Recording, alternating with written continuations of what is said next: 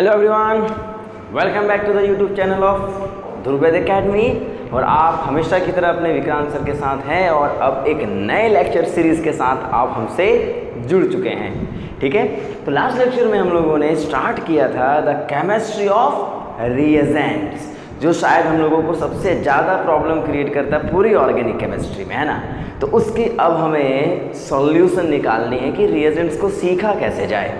तो चलिए स्टार्ट करते हैं। और लास्ट लेक्चर में हमने स्टार्ट भी कर दिया था कि बेसिक इंट्रोडक्शन ऑफ रिएजेंट्स को, कि रिएजेंट्स कहते किसको हैं, कितने टाइप के रिएजेंट्स होते हैं और वो क्या क्या काम करते हैं, कौन कौन सी चीज़ें हमारे लिए इम्पॉर्टेंट होती हैं, यही बात सीखा था हमने। तो आज चलिए लास्ट लेक्चर के ही पॉइंट को आगे बढ़ा रहा हूँ मैं, पर पहला छोटा सा रिकैप करते हैं लास्ट पॉइंट को, और वो क्या होगा बोर्ड पे देखिए। क्योंकि हमने सबसे पहले बात किया था कि रिएजेंट्स 3 टाइप के होते हैं, रिड्यूसिंग, ऑक्सीडाइजिंग और ऑर्गेनोमेटेलिक रिएजेंट्स। और उनमें से हमने सबसे पहले क्या स्टार्ट करना है, रिडक्शन बेस्ड रिएजेंट, जिनका काम क्या है, किसी दूसरे ऑर्गेनिक मॉलिक्यूल को रिड्यूस करना, उनको उनका रिडक्शन करवाना। तो मैंने आपको बताया था और आपको पता भी है कि रिडक्शंस 3 तरीके से हो सकते हैं, इसीलिए रिएजेंट्स रिडक्शंस के लिए भी 3 तरीके के ही होते हैं। यानी किसी को हाइड्रोजन देना भी रिडक्शंस था, किसी को इलेक्ट्रॉन देना भी रिडक्शंस था, और किसी से ऑक्सीजन को रिमूव करना भी रिडक्शन था। इसलिए हमारे पास 3 टॉपिक बन गए थे, याद करो। Hydrogen donor based reducing agent हो गया था, electron donor based reducing agent हो गया था, और oxygen remover based reducing agent हो गया था।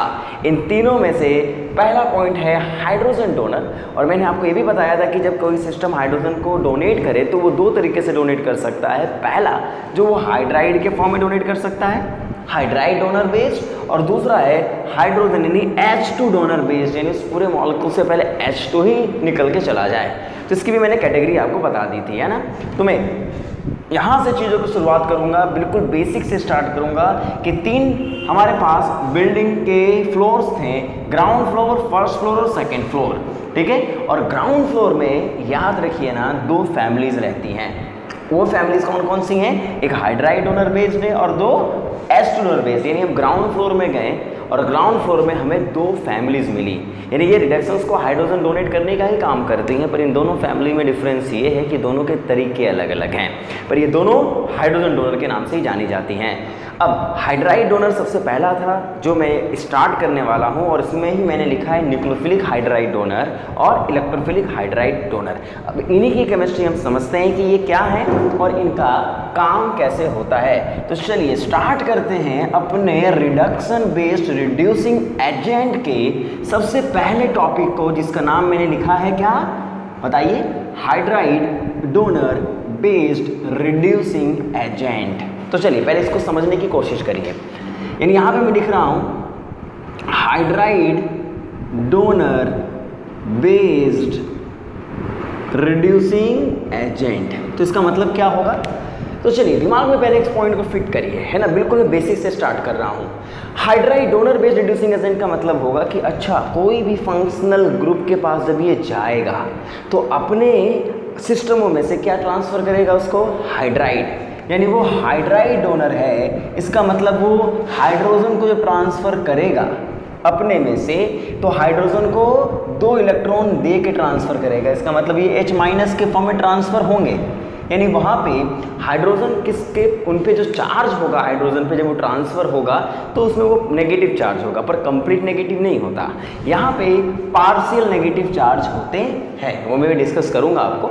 तो कुल मिलाकर के hydride donor based reducing agent का मतलब क्या हुआ कि जब भी वो किसी मॉलिक्यूल के पास जाएं हाइड्रोजन देने के लिए, तो अपने पास से हाइड्रोजन ट्रांसफ़र करें तो हाइड्रोजन के पास कौन सा चार्ज होगा, पार्शियल नेगेटिव चार्ज। तो याद रखिए।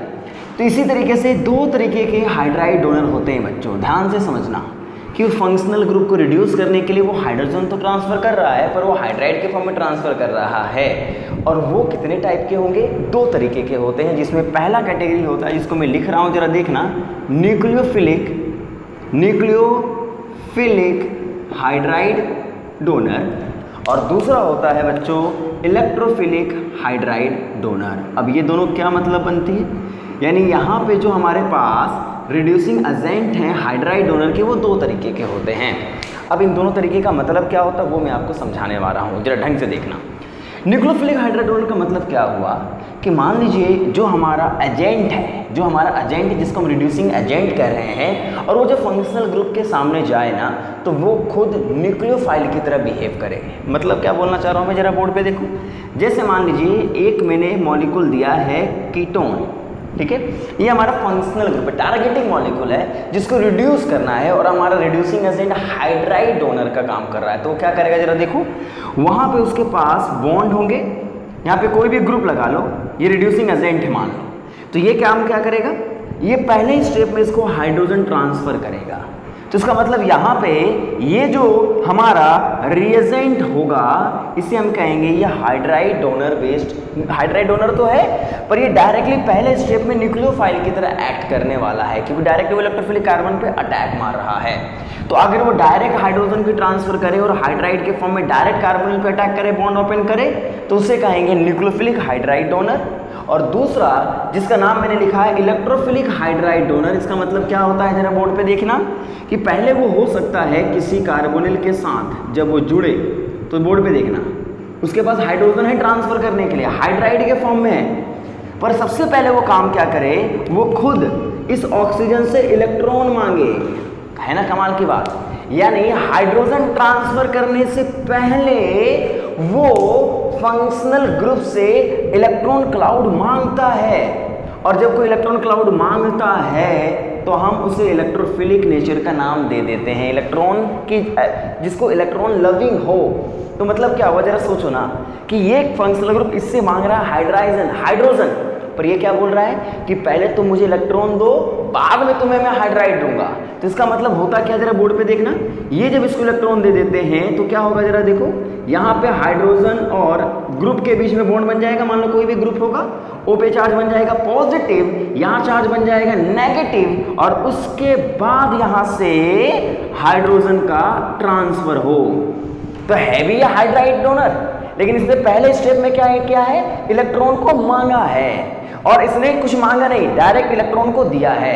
हाइड्राइड ट्रांसफर करना चाहता था, ये गया और हाइड्राइड ट्रांसफर कर दिया, पर इसने पहले स्टेप में हाइड्रोजन ट्रांसफर नहीं किए।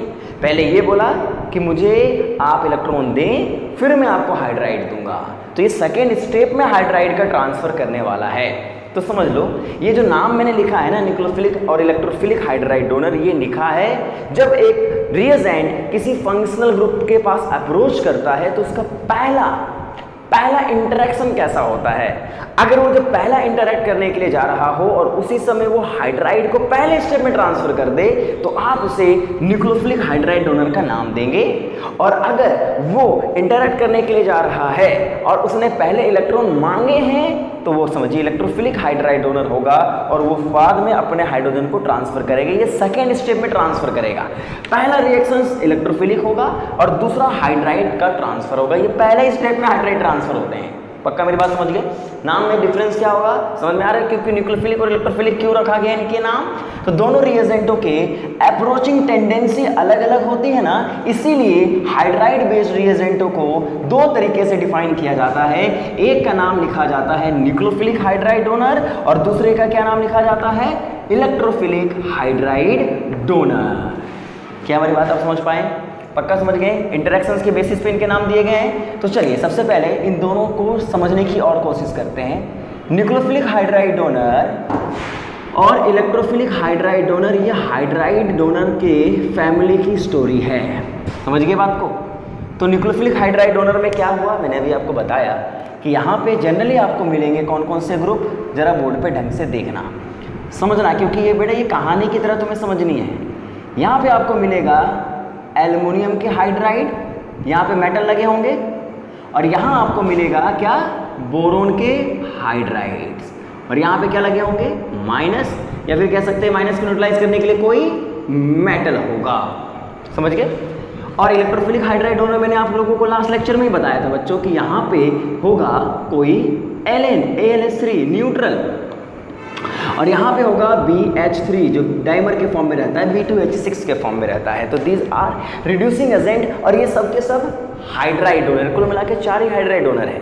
पर इनके डेरिवेटिव्स बनने के बाद ये थोड़ी सी बहुत ज़्यादा बड़ी फैमिली बन जाती है। तो एक बात समझो, यहाँ पे जो एल्युमिनियम हाइड्राइड हैं ये कैसे दिखते हैं, यहाँ पे एल्युमिनियम आपके पास होगा और 4 यहाँ पे मान लीजिए हाइड्रोजन के साथ बॉन्डेड है, ये पक्का समझ रहे हो। और यहीं पे आपके पास चार्ज क्या है, कॉम्प्लेक्स पे माइनस है। उसी तरीके से बच्चों यहाँ पे जो बोरोहाइड्राइड है, ये बोरोहाइड्राइड कितने होंगे, 4 हाइड्रोजन लगे हुए हैं इनके पास, और यहाँ पे कॉम्प्लेक्स पे है माइनस चार्ज। और इसी को न्यूट्रलाइज करने के लिए मोनोकटाइंस पॉजिटिव कटाइंस होंगे। तो समझो जब ये, अभी मैं उन दोनों पे आता हूँ, ये क्या होंगे, जब ये किसी से इंटरेक्ट करने के लिए जाएंगे, चाहे ये हमेशा पहले स्टेप में ही अपने हाइड्रोजन को ट्रांसफर करते हैं। जैसे जरा बोर्ड पे देखना, अभी मैं मैकेनिज्म पे ज़्यादा नहीं जा रहा हूँ, लेकिन एक बात समझो, अगर मैं यहाँ पे AlH4 को डालता हूँ, AlH4 नेगेटिव को, एल्युमिनियम हाइड्राइड है, तो यहाँ से क्या होता है, पहले स्टेप में यहाँ से हाइड्रोजन अपना अटैक मारना शुरू कर देता है। तो इसका मतलब ये क्या होंगे, न्यूक्लियोफिलिक होंगे। पहले स्टेप में इलेक्ट्रॉन को अटैक मारेंगे और बॉन्ड को खोलेंगे, आगे क्या मैकेनिज्म होगी उसको रुकेंगे। तो इसका मतलब ये न्यूक्लियोफिलिक हाइड्राइड डोनर होगा। सिमिलरली अगर मैं यहाँ बोरोहाइड्राइड को भी रखता बच्चों, बोरोहाइड्राइड को भी रखता, तो बोरोहाइड्राइड भी काम क्या करते हैं यहाँ पे ये डायरेक्टली इलेक्ट्रॉन का अटैक करने की बात करते हैं। इसका मतलब क्या होता, this are nucleophilic in nature. तो nucleophilic hydride donor direct nucleophilic attack करने के लिए जाते हैं, इसलिए एल्युमिनियम हाइड्राइड और बोरोहाइड्राइड को हम न्यूक्लियोफिलिक हाइड्राइड डोनर की फैमिली में रखते हैं। ये पॉइंट ढंग से नोट कर लेना, पक्का नोट कर लोगे। सिमिलरली अगर मैं यहाँ पे आपसे कहूँ Ln और BH3 है, तो ये क्या हम क्या करेंगे, जरा बोर्ड पे देखो। मान लीजिए ये यहाँ पे कार्बोनिल था, C डबल बॉन्ड O था, और यहाँ पे मैंने AlH3 डाल दिया, तो ये क्या करेंगे, जरा बोर्ड पे देखना है। ये पहले स्टेप में हाइड्राइड नहीं होते, ये पहले स्टेप में मांगते हैं इलेक्ट्रॉन। ये लुईस बे एसिड होते हैं बच्चों, these are called Lewis acid, और आपको पता है इसके बारे में, बहुत पढ़ा है आपने। तो इसका मतलब यहाँ पे एलेन का सामने ये एलेन है और ये बोरेन है BH3। तो एक बात बताओ, जब ये अटैक कर गया तो क्या होगा, यहाँ पे सबसे पहला यहाँ पे बनेगा कोऑर्डिनेशन बॉन्ड, यानी ये एक बॉन्ड बनेगा और यहाँ पे बनेगा हाइड्रोजन और हाइड्राइड। अब यहाँ पे माइनस, यहाँ पे प्लस आएगा बच्चों बोलो, और उसके बाद यहाँ से अब ये हाइड्रोजन को ट्रांसफर करेगा। इसका मतलब क्या हुआ, ये पहले स्टेप में कैसा बिहेव किया बताओ बच्चों, लुईस एसिड बेस रिएक्शंस हुई है ना। तो इसका मतलब ये इलेक्ट्रोफिलिक नेचर का काम कर रहा है और बाद में ये हाइड्राइड डोनर का काम कर रहा है, इसलिए इसका नाम है इलेक्ट्रोफिलिक हाइड्राइड डोनर। चाहे तुम यहाँ पे AlH3 रख दो या इसी को मिटा के तुम BH3 भी रख दोगे, बात तो एक ही है ना। अरे बोरोन और एल्युमिनियम एक ही ग्रुप के हैं, एक ही फैमिली है ये, तो बोरोन की स्टोरी भी सेम एल्युमिनियम की तरह ही होगी। ये भी लुईस एसिड होगा, ये भी इलेक्ट्रोफिलिक नेचर की तरह होगा। इलेक्ट्रॉन की कमी है, ऑक्टेट कंप्लीट नहीं है, तो ये सबसे पहले इलेक्ट्रॉन मांगेगा, जब बॉन्ड बन जाएंगे नेगेटिव चार्ज आ जाएगा, फिर ये हाइड्रोजन को ट्रांसफर करता है। Then after it is called electrophilic hydride donor. तो पहले इन दोनों का मतलब समझ लो, हाइड्राइड डोनेट करेंगे पहले स्टेप में ही, सेकेंड स्टेप में ही। 2 स्टेप प्रोसेस, 1 स्टेप प्रोसेस, ये बात दिमाग में छप गई। तो ये पॉइंट को तुम नोट करोगे कि न्यूक्लियोफिलिक हाइड्राइड डोनर और इलेक्ट्रोफिलिक हाइड्राइड डोनर होते क्या हैं और इनकी कैटेगरी कितनी होती है बच्चों, 4 कैटेगरी होती है। बस इन्हीं के डेरिवेटिव हमें पढ़ने होते हैं, कोई कॉम्प्लिकेटेड नहीं है, बस लोग इसको कॉम्प्लिकेटेड बना देते हैं, पढ़ने का तरीका गलत है। दैट्स वाई हमें रिएजेंट्स टफ लगती हैं और परेशान भी होते हैं कि यार इतनी चीज़ें याद कैसे रहेंगी, मुझे भी तो याद है ना ये, पर एक सीक्वेंस होता है ना, sequence is very very important, और समझाने का तरीका, that is very important point, कि एक बात में ही दिमाग में छप जाए वो। तो चलिए अब मेरा काम क्या है, आप समझ गए 2 पोर्शन है यहाँ पे, न्यूक्लियोफिलिक और इलेक्ट्रोफिलिक हाइड्राइड डोनर। तो सबसे पहले मैं स्टार्ट कर रहा हूँ न्यूक्लियोफिलिक हाइड्राइड डोनर के बारे में। मतलब शायद आप समझ गए होंगे कि इनको न्यूक्लियोफिलिक हाइड्राइड डोनर क्यों कहा जा रहा है, क्योंकि पहले स्टेप में न्यूक्लियोफाइल की तरह एक्ट करते हैं। तो यहाँ पे मैंने अभी आपको बताया कि there is a 2 species there, कौन कौन से थे बताओ। एक अभी आपने देखा कि यहाँ पे AlH4 की बात कर रहे थे हम लोग, मेटल यहाँ पे मौजूद था बोलो, और दूसरा कौन था बच्चों, यहाँ पे मेटल था और यहाँ पे कौन सी फैमिली आ गई थी, BH4, ये तो थी। अब हमारा ये पूरा चैप्टर अभी के लिए बेस्ड होगा न्यूक्लियोफिलिक हाइड्राइड डोनर पे, तो दिमाग को पूरी तरीके से कॉन्सेंट्रेट करो।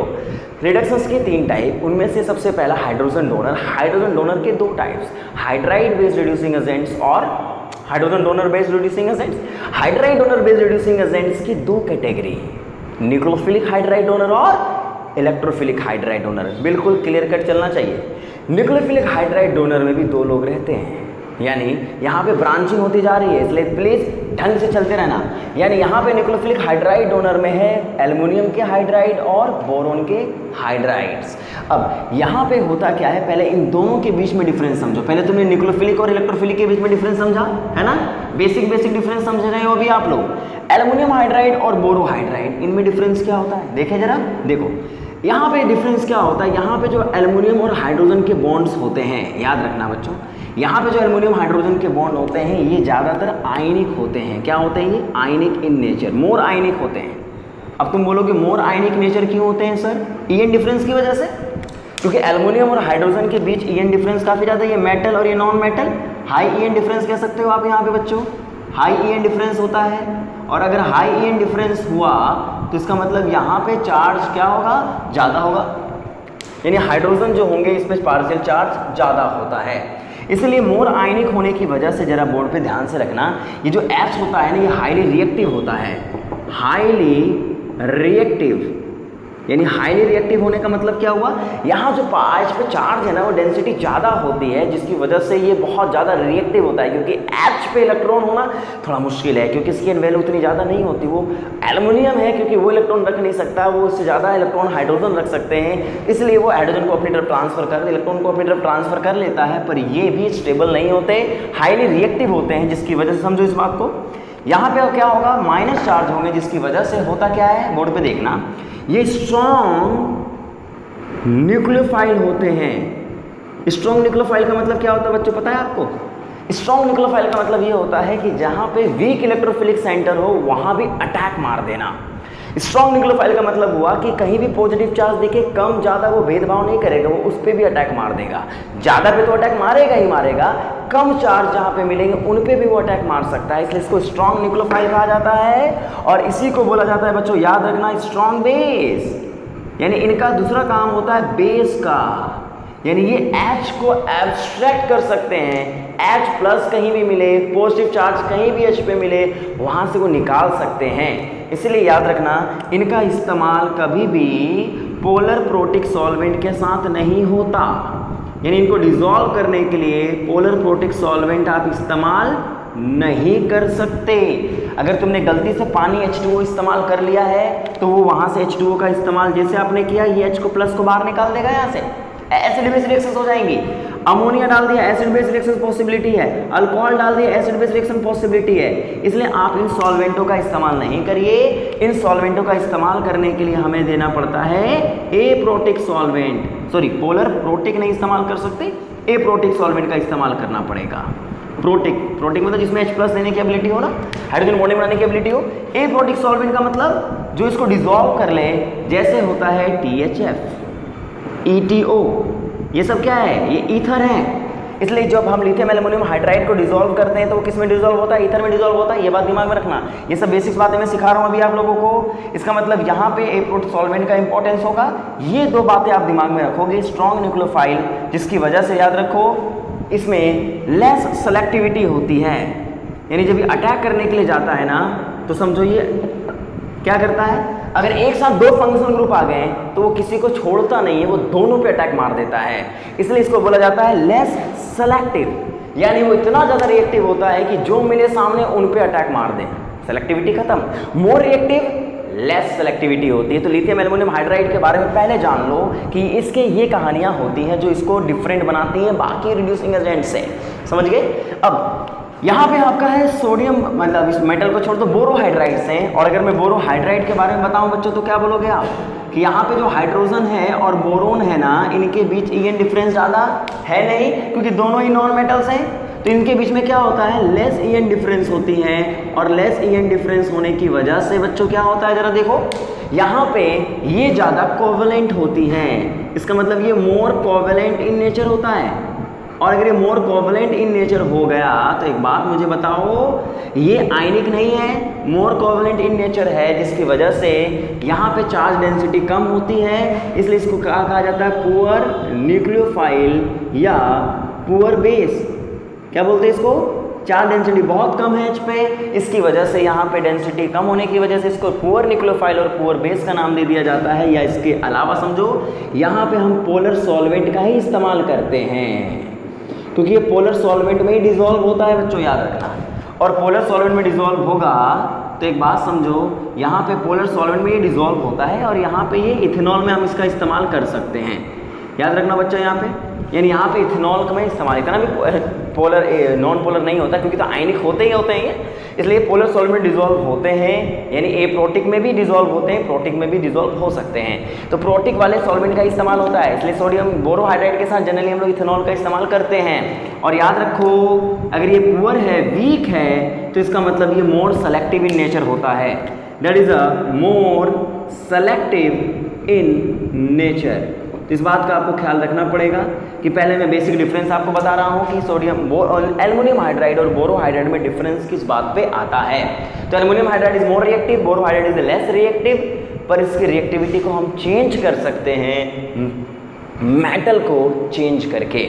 तो एक बात समझो कि नॉर्मली ये डिफरेंस होता है, एल्युमिनियम हाइड्राइड स्ट्रॉन्गर होते हैं, बोरोहाइड्राइड थोड़े वीकर होते हैं। क्या मेरी बात आप समझ पाए? चलिए इसको नोट डाउन कर लीजिएगा कि लिथियम एल्युमिनियम हाइड्राइड की रिएक्टिविटी थोड़ी सी ज़्यादा हाई रहती है और बोरोहाइड्राइड की रिएक्टिविटी थोड़ी कम रहती है, जिसकी वजह से वो सेलेक्टिविटी ज़्यादा रखता है।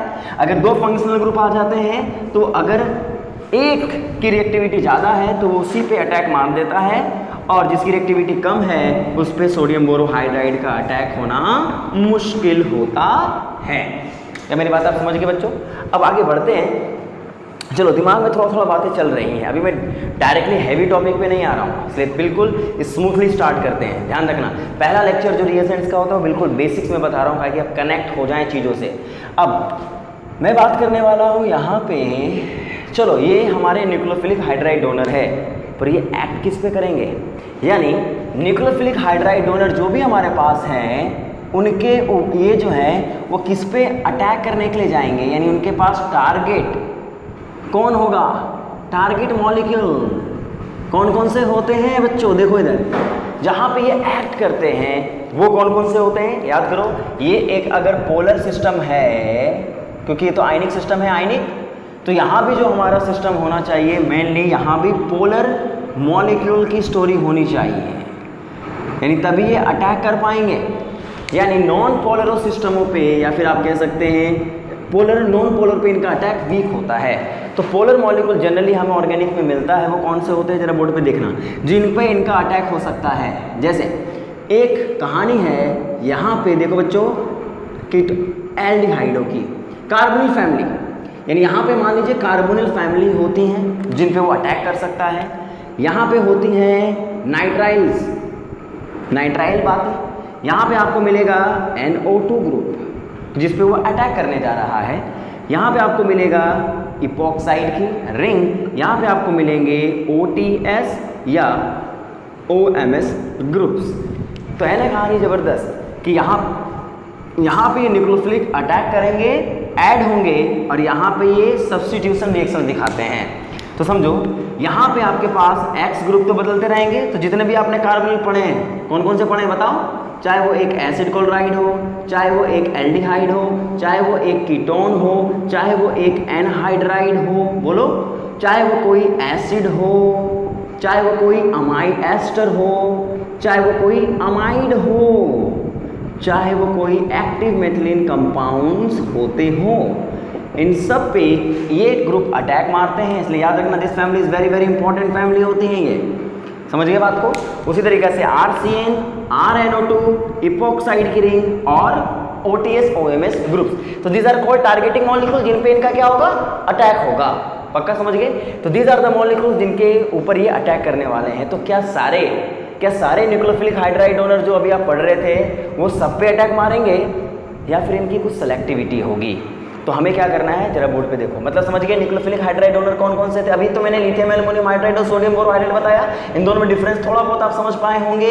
उसके बाद हमें बताना है कि किस पे एक्ट करेंगे, क्योंकि ये आयनिक है तो ये भी चाहते हैं कुछ पोलर सिस्टम हो उनके सामने जिसपे वो इंटरेक्ट कर पाए, है ना भाई। तो इसलिए न्यूक्लियोफिलिक हाइड्राइड डोनर के टारगेटिंग मॉलिक्यूल कौन होते हैं ये आपको जहन में रखनी पड़ेगी। तो चलिए इनमें से सबसे ज़्यादा इंपॉर्टेंट मैंने जो आपको बताया है अभी, वो कौन सा ग्रुप बताया जरा बताओ अभी आप। मैंने बताया आपको कार्बोनिल ग्रुप्स।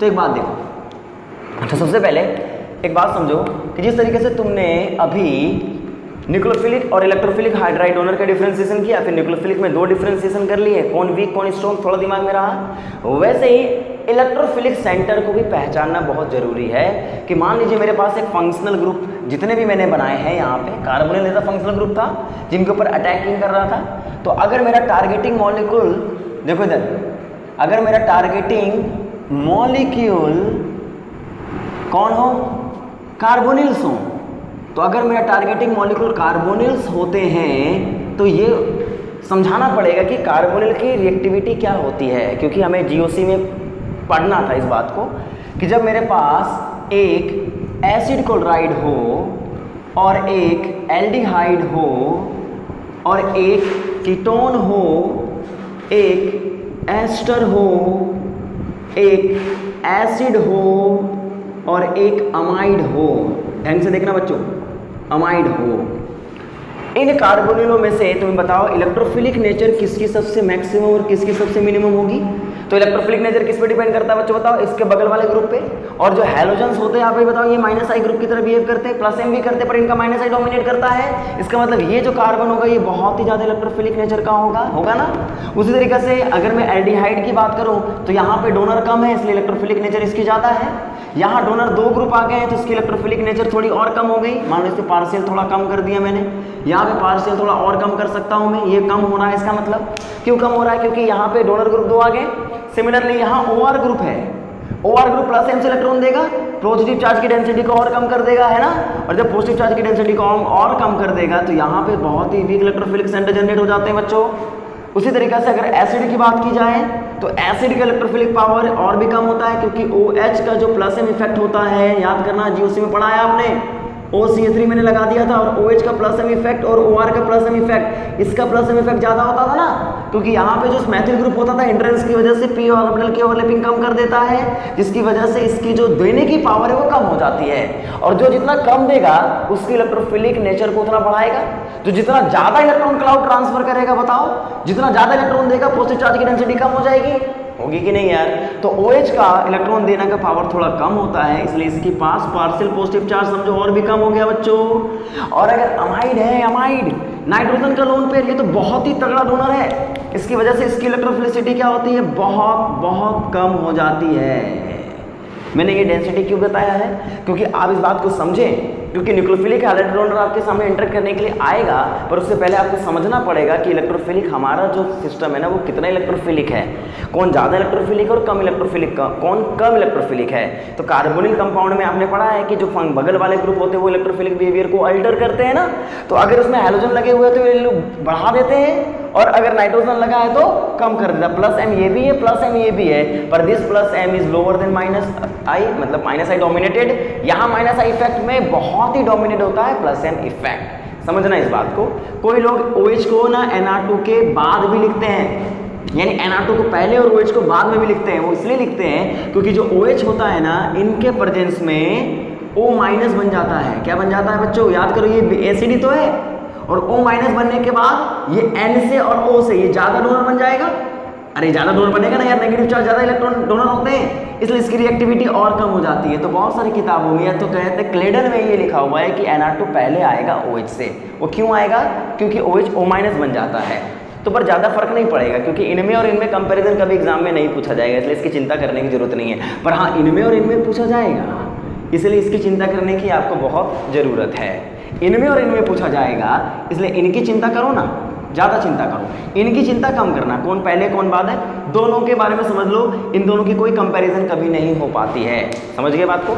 अब मेरा सवाल ये है कि मेरे सामने लिथियम एल्युमिनियम हाइड्राइड भी था और सोडियम बोरोहाइड्राइड भी था बच्चों। देखो इधर न्यूक्लियोफिलिक हाइड्राइड डोनर दोनों थे।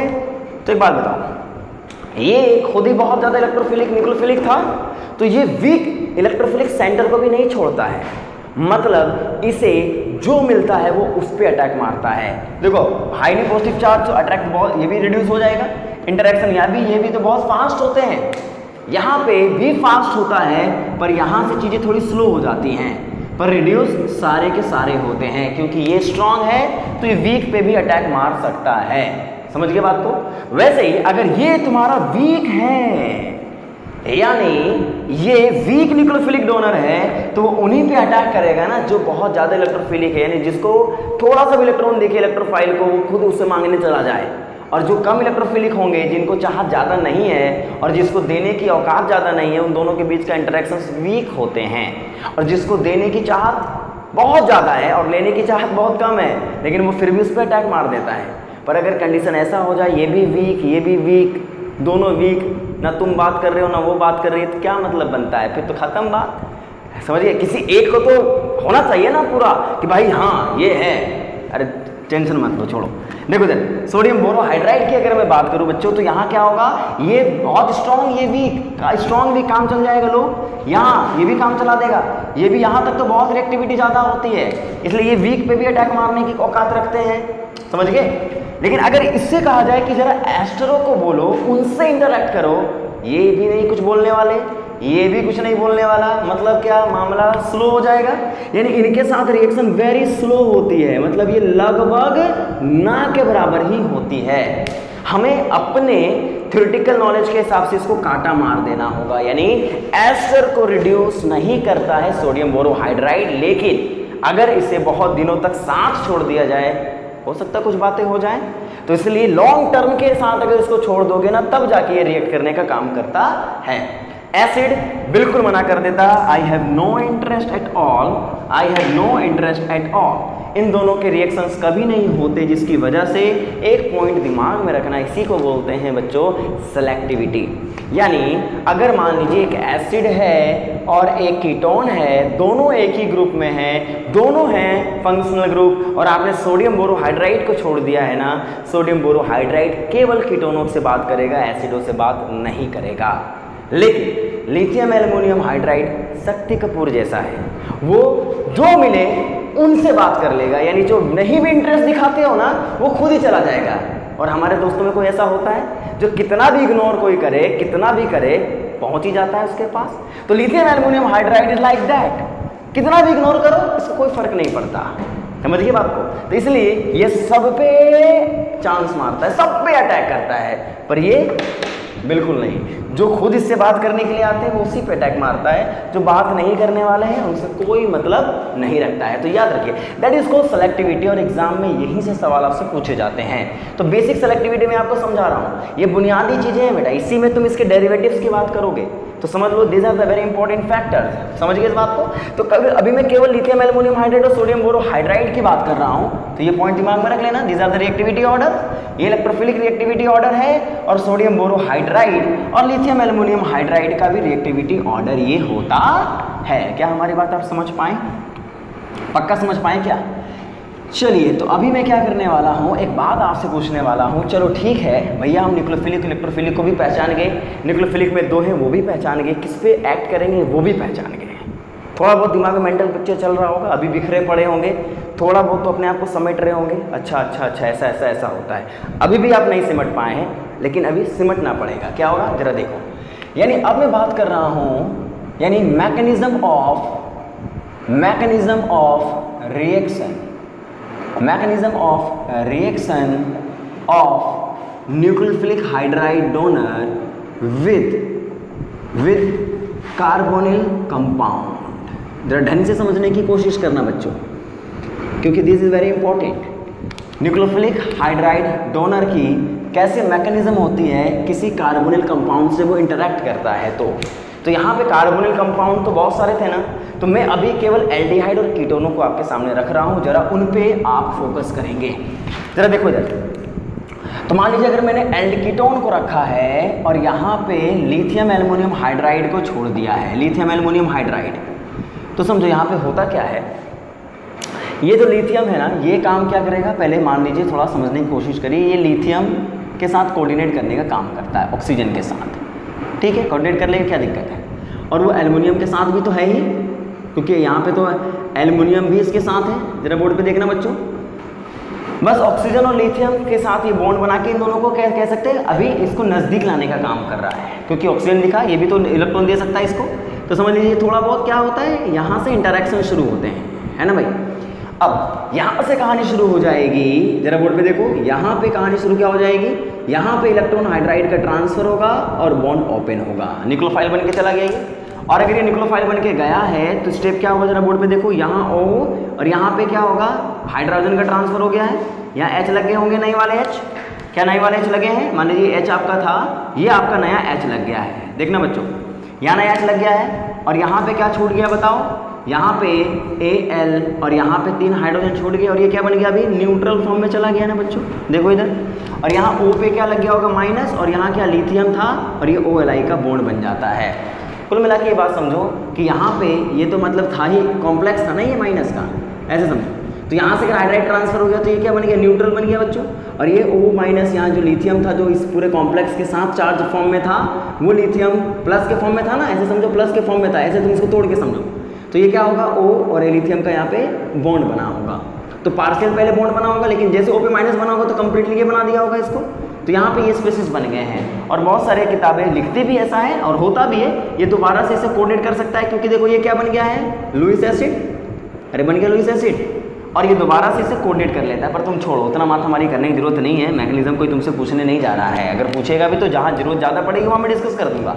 यहाँ मतलब क्या बनता है, यहाँ पे H आ गया किससे, और यहाँ लिथियम है, तो इसका मतलब यहाँ पे हमें O को न्यूट्रलाइज करने के लिए अपने H+ को डालना पड़ेगा, और जब यहाँ H+ को आप डालोगे बच्चों तो क्या होगा, जरा देखना यहाँ पे, ये जो आपने H+ डाला है ये आप पानी डाले हो, इसलिए यहाँ पे जो स्ट्रक्चर बनेगा that structure will be what, यहाँ O बना, और इधर देखो यहाँ पे जो H आया है वो किसके थ्रू आया है, अपने लिथियम एल्युमिनियम हाइड्राइड के थ्रू, और यहाँ जो H आया है वो किसके थ्रू आया है, सॉल्वेंट के थ्रू। मतलब क्या हुआ, यहाँ जो हाइड्रोजन आया है, जरा बोर्ड पे देखना बच्चों, यहाँ जो हाइड्रोजन आया है ये किससे आया है, सॉल्वेंट से आया है, और यहाँ जो हाइड्रोजन आया है वो किससे आया है बताओ, अपने हाइड्राइड डोनर से। तो मैं इस पे फोकस क्यों कर रहा हूँ इतना है, ये कीटोन इसको अल्कोहल में कन्वर्ट कर रहा है, मतलब लिथियम एल्युमिनियम हाइड्राइड डाला अपने हाइड्राइड डोनर करने के बाद ये तो 2 डिग्री अल्कोहल में कन्वर्ट हो गया है, अगर मैं इसको एल्डिहाइड रखता तो 1 डिग्री अल्कोहल में कन्वर्ट होता। सिमिलर मैकेनिज्म बोरोहाइड्राइड के साथ भी होती है, पर ये बात आपको अपने जहन में रखनी है, जिस पे मैं फोकस ज़्यादा कर रहा हूँ, जरा बोर्ड पे देखना, नोट करो, इसको नोट कर लेना, बिल्कुल बेसिक्स समझा रहा हूँ मैं अभी बच्चों आप लोगों को, क्योंकि बेसिक्स बहुत ज़रूरी है, ताम झाम बड़ा करने के लिए basics is very very important. इसलिए जो जैम के बच्चे हैं, जो नेट के बच्चे हैं, वो थोड़े नेट के बच्चे थोड़े परेशान हो रहे हैं, सर कि क्या बता रहे हो, तो हमें पता ही है, अबे पता है ठीक है, लेकिन एक बार इसको और समझ लो ताकि आगे कनेक्ट जो मैं कराऊंगा उसको समझ में आना चाहिए। तुम्हें क्या पता है मुझे नहीं पता, पर मैं आपको क्या सिखाना चाह रहा हूँ वो आगे कनेक्ट करेगा चीज़ों को, इसलिए मेरा टाइम इस पर थोड़ा सा जा रहा है, क्योंकि जैम के बच्चों को भी साथ में लेके चलना है मुझे। मान लीजिए मेरे पास ये ग्रुप दिया है और यहाँ पे सिमिलरली मैंने क्या लिखा है, जरा बोर्ड पे देखो, यहाँ पे अगर मैंने लिथियम एल्युमिनियम हाइड्राइड तो लिखा है, देन आफ्टर, क्योंकि यहाँ पे तो मैं सॉल्वेंट ले नहीं सकता, प्रोटिक बताओ, और यहाँ पे मैंने सेकेंड लिखा है क्या, जरा देखो, D2O+, तो एक बात बताओ होगा क्या, यहाँ पे हाइड्राइड का अटैक हुआ, और हाइड्राइड का जब अटैक होगा तो यहाँ पे H का जब अटैक होगा, बताओ मैग्नीशियम दिमाग में चल रही होगी, हाइड्रोजन का अटैक हुआ होगा और H यहाँ आ गया होगा, O पे माइनस बने होंगे, O पे माइनस बने होंगे, पर माइनस तो प्रोटोनेट करने का काम कौन करेगा, D, इसका मतलब we have this system OD और H। क्या हमारी बात आप समझ पाए। सिमिलरली बच्चों अगर यहीं पे हमें दिया गया होता, जरा देखो, lithium aluminium D4, lithium aluminium D4, और यहाँ पे लिखा होता H2OH+, please be quiet and think, aluminium यहाँ पे ड्यूटेरियम है, इसका मतलब यहाँ ड्यूटेरियम का अटैक हुआ होगा, पक्का देखो D4 है बच्चा, यहाँ D4 है, तो एल्युमिनियम का अटैक जब हुआ है लिथियम एल्युमिनियम हाइड्राइड का, तो यहाँ पे हमें क्या मिला होगा, D, और यहाँ O पे माइनस, और यहाँ पे H+ है देने के लिए, क्या बना होगा बच्चों बताओ, OH। ये मैं इसलिए बता रहा हूँ क्योंकि जब आपको रिएक्शन दिया गया होगा तो यहाँ मान लो मॉलिक्यूल जो बना है, क्या ये कायरल बना, नहीं, क्योंकि यहाँ दोनों ग्रुप एक जैसे ही, एक कायरल सिस्टम बना होगा बच्चों। लेकिन अगर यहाँ देखोगे तो यहाँ पे ये तीनों और चारों अलग हो गए, तो ये क्या बन गया, कायरल सिस्टम में कन्वर्ट हो गया है। That is the key point. ये मैं आपको सिखाना चाह रहा था कि लिथियम एल्युमिनियम हाइड्राइड को जब डाला जाए तो आपको समझना पड़ेगा कि कौन सा सिस्टम कायरल बनेगा, कौन अकायरल बनेगा। और अगर मैंने यहाँ पे देखो इधर लिथियम एल्युमिनियम D4 डाल दिया है और साथ के साथ D2O D+ भी डाल दिया है, तो आप क्या बोलोगे, सर यहाँ पे जो दोनों ड्यूटेरियम ही लगे होंगे ना, यहाँ CH3 यहाँ H है, तो आप बताओ यहाँ पे आपको क्या मिलेगा, डी मिलेगा, और यहाँ पे आपको क्या मिलेगा बच्चों, डी मिलेगा। क्या ये कायरल बना होगा? बिल्कुल बना होगा, क्योंकि ये अलग, ये अलग, ये अलग और ये अलग। जी हाँ, ये कायरल सिस्टम में कन्वर्ट हो गया होगा। तो मेरा बस मैकेनिज्म बताने का एक ही मकसद है, क्योंकि आपको पता है वो अल्कोहल बनाता है, मुझे भी पता है अल्कोहल बनाता है, और आप लोगों को सबको पता है अल्कोहल बनाता है। लेकिन जो बेसिक पॉइंट मुझे बताना था वो ये बताना था कि आइसोटॉपिक इफेक्ट्स अगर डाल दे तो आपसे सवाल पूछ लेगा कि किसमें कायरल बनेंगे और किसमें अकायरल बनेंगे। शायद मेरी बात आप लोग समझ गए होंगे। तो सोडियम बोरोहाइड्राइड के साथ भी वैसी स्टोरी बनेगी जैसे एल्युमिनियम हाइड्राइड के साथ है, पर थोड़ा डिफरेंस ये है कि वहाँ पे आपको वर्कअप करने की जरूरत नहीं है, वहाँ पे आपको सॉल्वेंट के साथ आपको मिलेगा, वो प्रोटिक सॉल्वेंट के साथ मिलेगा। इसलिए देखो जरा, अगर मान लीजिए मेरे पास एक बेंजल्डिहाइड है और यहाँ पे लिखा गया है सोडियम बोरोहाइड्राइड, और सॉल्वेंट आपको पता है क्या देने वाला होगा, ये इथेनॉल। तो यहाँ पे कहानी क्या बनेगी जरा बोर्ड पे देखने का। यहाँ मान लो मेरे पास एल्डिहाइड है, यहाँ मेरे पास बोरोहाइड्राइड है। तो बोरोहाइड्राइड का काम क्या होगा, अभी आपको मैंने बताया, न्यूक्लियोफिलिक अटैक करने के लिए जा रहा होगा ये, अरे जा रहा होगा। और यहाँ पे सोडियम आयन तो बेचारा निकम्मा है, ये क्या ही कुछ करेगा, ये तो बेचारा बिल्कुल कुछ नहीं करने वाला है, समझो। तो यहाँ पे काम पता है किसका होता है, सॉल्वेंट का काम होता है जरा बोर्ड पे देखने का। ETO यहाँ इथेनॉल है ना, ये काम क्या करता है जरा देखो, इसको H बॉन्डिंग से थोड़ा बहुत क्या करता है, ये दोनों, ये बेचारा निकम्मा ही तो आपको पता है पोलराइजिंग पावर इसकी कम होती है, फिर भी ये O के साथ थोड़ा इंटरेक्ट करता है, और उसके बाद यहाँ पे जो हाइड्राइड है वो अटैक करते हैं और बॉन्ड ओपन होता है। और उसी समय क्या होता है, यहाँ H कौन देगा ये बताओ, ये से ट्रांसफर कर लेता है, और इससे फर्क क्या पड़ेगा जरा बोर्ड पे देखो, यहाँ PH, यहाँ देखो बच्चों, यहाँ H था और यहाँ भी हाइड्रोजन आ गया है, ये किससे आया है बताओ, हाइड्राइड डोनर से, और यहाँ जो H आया होगा वो किससे आया होगा, सॉल्वेंट से। शायद आप हमारी बात को अच्छे से समझ गए होंगे, पक्का समझ गए। यहाँ क्या निकल के चला जाएगा, ETO माइनस, अरे ETO माइनस जाएगा ना यार, और यहाँ पे क्या होगा, बोरोन BH3, अरे निकल जाएगा ना, H4 के निकलते BH3 बन जाएगा, और इससे कोऑर्डिनेट हो जाएंगे, और फिर से यहाँ क्या बन जाएगा बताओ, BHOET, इथॉक्सी बोरोहाइड्राइड के रूप ले लेता है ये, पर हमें उससे कोई मतलब नहीं है क्योंकि उसका ज़्यादा इस्तेमाल हमें करना नहीं है। तो मतलब कहानी ये है कि बोरोहाइड्राइड हमें दिया गया है, तो एल्डिहाइड और ये कीटोन अगर दिए गए हैं तो उनको रिड्यूस करा के हम बात कर लेंगे, पर इनका बात जरूर करेंगे क्योंकि इनसे चीज़ें थोड़ी सी आसान होने लगेगी। तो कहानी क्या है, एक एल्डिहाइड और कीटोन, और इनके साथ रिएक्टिविटी आप बताओगे, क्योंकि sodium borohydride, lithium aluminium hydride, aldehyde और कीटोनों को आसानी से रिड्यूस करके किसी अल्कोहल में कन्वर्ट कर देते हैं। पक्का समझ गए।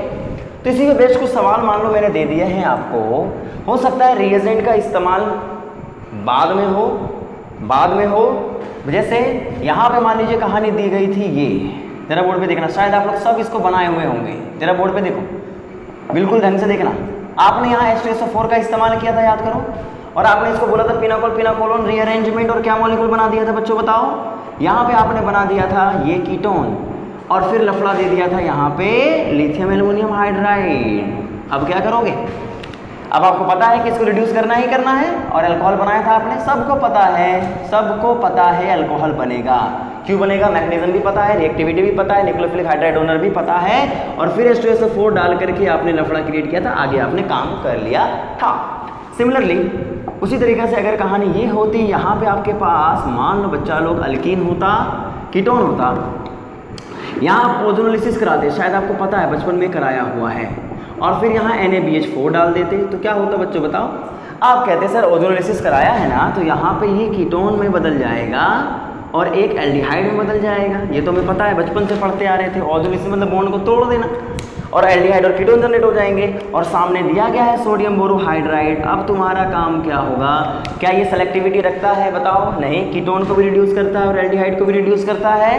कीटोन जब रिड्यूस होंगे तो बताओ यहाँ पे क्या बनेगा, 2 डिग्री अल्कोहल बन जाएगा ना बच्चों, यहाँ क्या बनेगा 1 डिग्री अल्कोहल। समझ में आया मेरी बात। तो इसका मतलब हो सकता है पहले कोई चीज़ दी गई हो, उसके बाद रिडक्शन करा दिया गया हो, आसान है, इसमें कोई दिक्कत नहीं है, कोई भी बच्चा इसको समझ सकता है।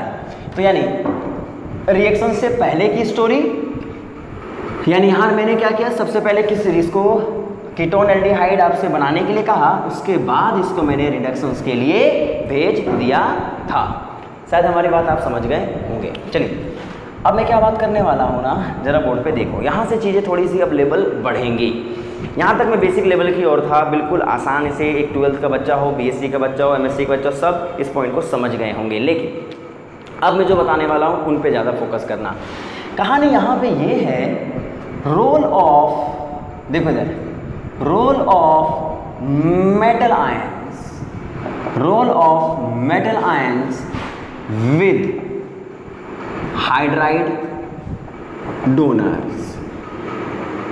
मतलब जो आपका हाइड्राइड डोनर होता है, मैंने अभी आपको बताया, चाहे वो एल्युमिनियम हाइड्राइड हो या फिर वो बोरोहाइड्राइड हो, उनके पास क्या लगा होता है बच्चों बताओ? मेटल लगे होते हैं ना। और अगर मेटल लगा हुआ है तो इसका रोल क्या है? क्या ये तमाशा देखने के लिए बनाया गया है या फिर बस यूं ही साथ में इसको साथ में कंपनी देने के लिए बना हुआ है? तो सुनो, इसका भी अपना इम्पोर्टेंस होता है और उसकी वजह से ये इसकी रिएक्टिविटी को बढ़ा भी सकता है। That is the key point. ढंग से इसको देखना। और इसके लेवल, इसके जो रोल होते हैं वो दो तरीके के होते हैं। पहला, इसका रोल क्या होता है देखना, मैं ढंग से बता रहा हूँ, ढंग से समझ लेना। There is a two important role. First role is, याद रखो यहाँ पे पहला रोल जो मैं यहाँ पे लिख रहा हूँ, first role, to enhance the electrophilic, to enhance the electrophilic nature of carbonyl groups। यानी याद रखो, कार्बोनिल ग्रुप की इलेक्ट्रोफिलिक बिहेवियर को ये बढ़ा सकता है। यानी ये कुछ उसमें जो पहले वो रिएक्टिव थे, मेटल की वजह से वो ज़्यादा रिएक्टिव भी हो सकते हैं, पहला। दूसरा, यानी यहाँ पे टू क्रिएट या to create stereo selective product. ढंग से देखना, यानी इस मेटल आयन की वजह से ना कभी कभी अगर आप किसी को रिड्यूस कर रहे हैं, जैसे अभी आपने देखा, और उससे कायरल सेंटर बन रहा हो, तो आपको पता है कायरल सेंटर में दो चीज़ें हो सकती हैं, या एनेंशियोमर्स बन सकता है या डायस्टेरियोमर्स बन सकते हैं। ऐसा होता है ना यार। अगर कायरल मॉलिक्यूल बन रहा है तो हो सकता है कि R और S दोनों बने।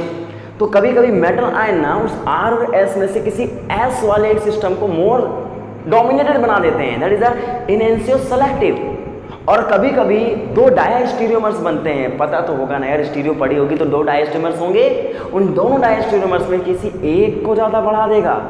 यही कहानी बन जाती है बच्चों। यही डिफरेंस होता है। यहाँ पे CSIR नेट आ जाता है जैम के बच्चों से। यहाँ पे जैम के बच्चों कोई तुम्हारा एंट्रेंस मतलब ही नहीं होगा यहाँ पे, पर यहाँ पे जैम आ जाता है। This is the basic difference बच्चों। यानी यहाँ पे इलेक्ट्रोफिलिक बिहेवियर को चेंज करना, और जहाँ पे जैम है, मतलब जहाँ पे CSIR नेट है वहाँ जैम नहीं है, पर जहाँ जैम है वहाँ CSIR नेट घुसा पड़ा है। तो बच्चों तुम जानते हो, नेट से तुम्हें तो पूरा कवर करना है। इसलिए अब इन दोनों चीज़ों को हमें समझना पड़ेगा। तो मैंने क्या बोला कि जो हाइड्राइड डोनर के साथ जो मेटल आयन घूमते रहते हैं ना, उनका क्या इंपॉर्टेंस है, क्यों घूमते हैं वो, और अगर वो घूमते भी हैं तो कुछ मदद करते हैं या बस खाली फोकट में घूमते रहते हैं उसके साथ। तो चलिए अब मैं समझाता हूँ आपको role of metal ions in the reduction mechanism, और वो क्या होता है उसी को मैं सिखाने जा रहा हूँ। ढंग से देखिएगा, रट्टा मारने की जरूरत नहीं है, यहाँ पे समझने की जरूरत है। कहानी क्या है बच्चों, जरा देखने का। यहाँ पे मैं क्या करने वाला हूँ, जो मेटल आयंस मेरे सामने दिए जाएंगे, जैसे मैं यहाँ पे कोई भी बोरोहाइड्राइड को रखता हूँ, मेटल बोरोहाइड्राइड मैंने ले लिया MHBH4। तो ऑफकोर्स यहाँ जो मेटल है और ये कॉम्प्लेक्स है, तो मेटल का काम क्या होगा जरा बोर्ड पे देखना।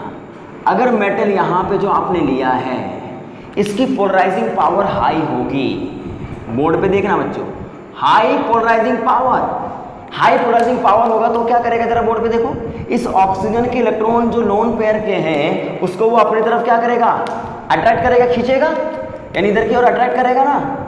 और जब इसको अट्रैक्ट करेगा तो एक बात बताओ, ऑक्सीजन की इलेक्ट्रॉन डेंसिटी अगर कम होगी तो वो कार्बन से इलेक्ट्रॉन को खींचेगा, और अगर कार्बन से इलेक्ट्रॉन को खींचेगा तो यहाँ जो इलेक्ट्रोफिलिक बिहेवियर है उस पर फर्क पड़ेगा।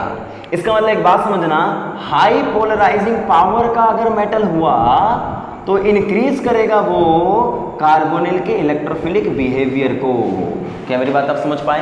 यानी कार्बोनिल का जो इलेक्ट्रोफिलिक बिहेवियर है वो इनडायरेक्टली मेटल की पोलराइजिंग पावर पे डिपेंड करेगा।